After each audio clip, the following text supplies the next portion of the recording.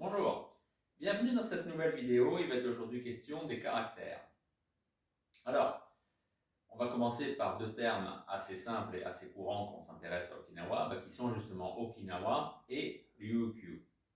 Alors, Okinawa, c'est deux caractères, c'est lui, Okinawa. Okinawa. Alors, on peut déjà dire que c'est des termes qui sont, on va dire, pour faire simple, du fond japonais. Donc, le premier caractère, Oki, c'est lui. Ça signifie le large. C'est un caractère qui peut aussi se prononcer cho. Oki, je vous le disais, c'est du japonais. Le sino-japonais, dans ce cas, ce serait cho. Et ensuite, on a nawa. Alors, nawa, je vous le fais aussi. Il est un peu plus, il y a un peu plus de traits, mais rien de bien compliqué. Voilà. Et ça peut aussi se lire cho, parce que pareil, nawa, c'est aussi on va dire, du japonais pour faire simple, et cho, ce serait du sino-japonais. C'est pour ça, par exemple, on pourrait très bien prononcer Okinawa, cho. Mais, et justement, en chinois, ça donne quelque chose comme, que je dise pas de bêtises, Chongchang, quelque chose comme ça. Voilà. Vous voyez, Chongchang, cho, on est quand même, c'est relativement proche. C'est pour ça que c'est du sino-japonais, enfin, c'est pas correct, hein, mais on pourrait très bien lire ces deux caractères, ceux-là, on pourrait très bien les lire, donc je vous le disais, cho. Bref, ça c'était pour, faut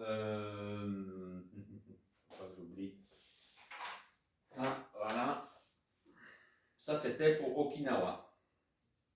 L'autre terme, c'est Ryukyu. Alors, Ryukyu, pareil, c'est des caractères qui sont assez communs. Hein.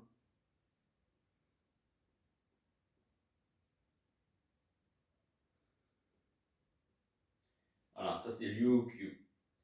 Là, par contre, Ryukyu, c'est du sino-japonais.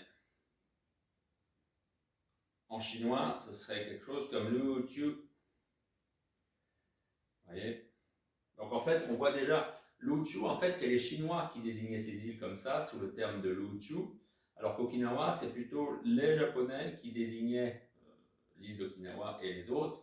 On sait très bien, à l'origine, c'est quelque chose comme Okonawa ou Okona aussi, avec des choses comme ça. Voilà. Donc, je viens de vous faire Ryukyu, on va plus revenir dessus. Donc, Ryu.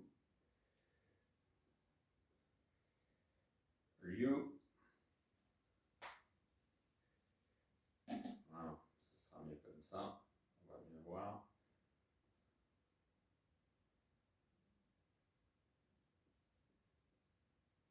Ça, c'est Ryu. Alors, Ryu, c'est un caractère qui n'est pas très commun. C'est le caractère qui désigne en fait ce qu'on appelle lapis lazuli. Donc, c'est une couleur bleue.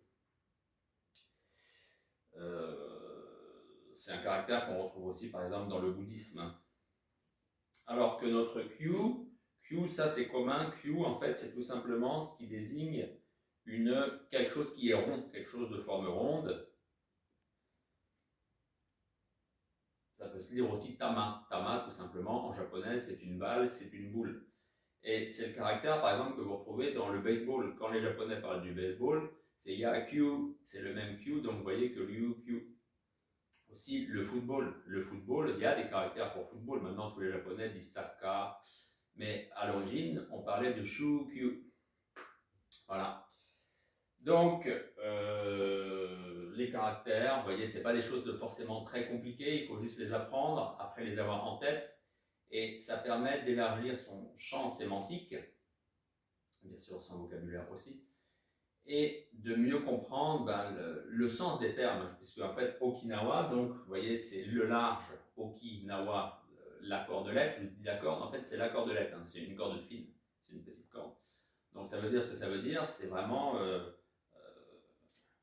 c'est c'est quelque chose comme ça, qui est au large. Voilà. Et UQ, c'est une valeur phonétique, hein, puisque bien sûr, ça voudrait dire en fait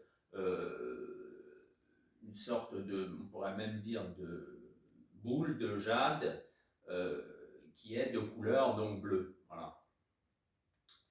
Ça, c'est une valeur phonétique. Et Okinawa aussi, de toute façon, ça a aussi une valeur phonétique, mais il y a aussi le sens, puisque quand on voit comme ça ces petites îles, ça fait vraiment cette idée de cordelettes qui sont comme ça au large, qui sont dans la mer.